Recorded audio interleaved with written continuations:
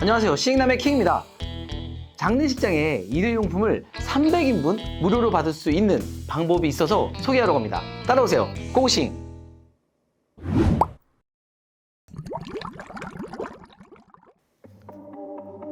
띵동 하면서 문자가 나왔습니다. 읽어보니 고등학교 선배님의 장인어른께서 돌아가셨다는 부고 문자였어요. 삼가 고인의 명복을 빕니다 라고 문자를 보낸가 동시에 선배님께서 전화가 오셨습니다.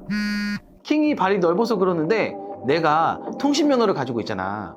누가 그러는데 면허가 있으면 장례식장에 쓰이는 용품들을 무료로 준다고 하더라고. 혹시 어디서 받을 수 있는지 알고 있어? 혹시 그런 서비스가 있는 곳이라면 정보통신공사협회나 정보통신공제조합이 아닐까요? 제가 너무 궁금해서 정보통신공사협회 임원하시는 다른 선배님이 계셔서 전화를 걸었습니다. 선배님, 혹시 정보통신공사협회나 정보통신공제조합에서 상을 당하신 분에게 장례용품을 주는 서비스가 있다고 해서 궁금해서 연락드렸어요.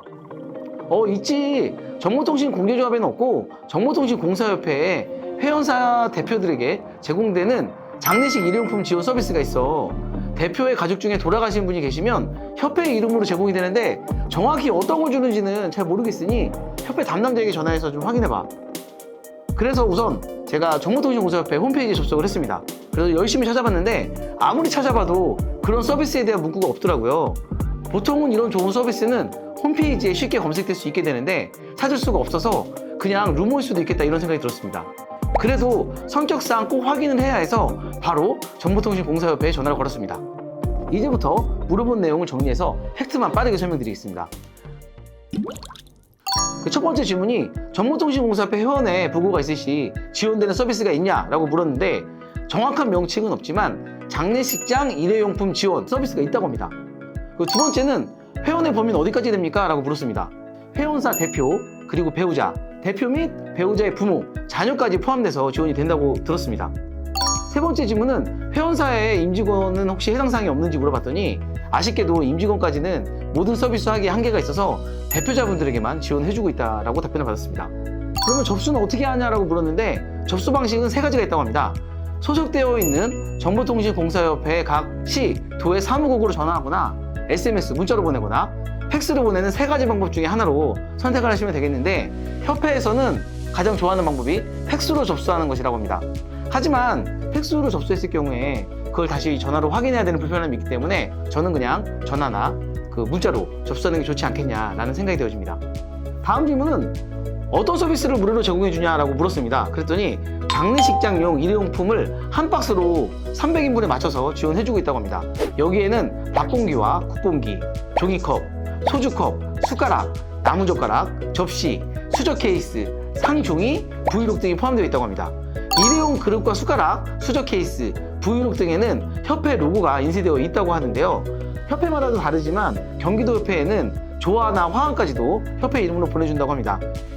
다음 질문은 무료로 주는 장례식 일회용품은 배달을 어떻게 해주는지가 좀 궁금했어요. 택배로 보내주면 너무 늦기도 하고 직접 배달을 해주는지 퀵으로 보내주는지 이런 게 너무 궁금했는데 물어보니까 접수한 후 4시간 이내 현장으로 직접 배달을 해준다고 합니다. 저녁 늦게 접수될 경우에는 당일 배송은 어렵고 이 길 오전에 일찍 배달을 해주고 있다고 합니다.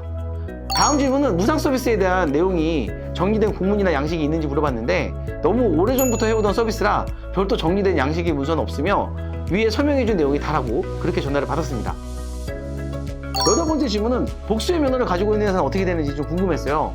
남편도 면허가 있고 아내가 면허도 있다면 둘 다 주는 건가요? 라고 제가 물었습니다. 그랬더니 같은 지역에 소속되어 있다면 중복으로 가능할 수 있지만 그건 협회와 상의를 하셔야 된다고 얘기를 했고요. 예를 들어서 남편이 경기도, 아내가 서울 면허를 가지고 있다면 중복으로 신청해도 가능하다고 들었습니다. 왜냐하면 각자 별도의 사업을 하고 있는 만큼 오시는 손님량도 많기 때문에 진행하시면 된다라고 이야기 들었습니다. 그래서 마지막으로 제가 이런 서비스를 왜 제공하고 있는지 궁금해서 물어봤습니다. 그랬더니 회원 복지 차원으로 장례용품을 지원함에 따라서 협회의 위상을 높이고 소속감을 고취하는 한편에 회원의 경제 부담을 경감하고 또 이와 같은 지원 방법을 통해서 회원들의 이런 어려움이 닥쳤을 경우에 위로의 뜻을 전하는 데 목적이 있다라고 이야기를 들었습니다.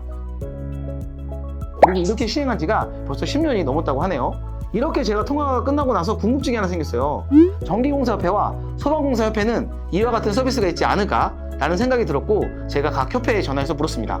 제 예상을 깨고 전기공사협회에서는 유료 상조 서비스가 있어서 상조 회사와 협업을 통해 돈을 낸 회원사에게 제공해주는 서비스가 있지만 소방공사협회는 이런 서비스는 처음 들었으며 현재의 장래에 대한 관련 지원 정책은 없다고 이렇게 전달을 받았습니다. 아마 많은 분들이 모르고 계신 정보라고 생각이 되어지고요. 마지막으로 좀 간단히 정리를 한번 해보고 마무리하도록 하겠습니다.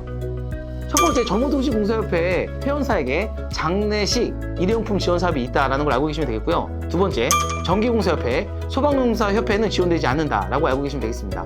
세 번째, 장례용품 지원 대상은 회원사 대표, 그 배우자, 대표 및 배우자의 부모, 자녀까지 허용되고 있으며 지원 절차는 대상자의 장례 발생 시 회원이 소속되어 있는 시도의 사무국으로 고인명, 장례식장, 상주 등이 기재된 내용으로 팩스 또는 문자, 전송 후 전화를 통해 신청하시면 되겠습니다. 다섯 번째, 지원되는 물품은 4시간 이내에 배송이 되며 장례식장 일회용품 한 박스 300인분으로 되어 있다고 알고 계시면 되겠습니다.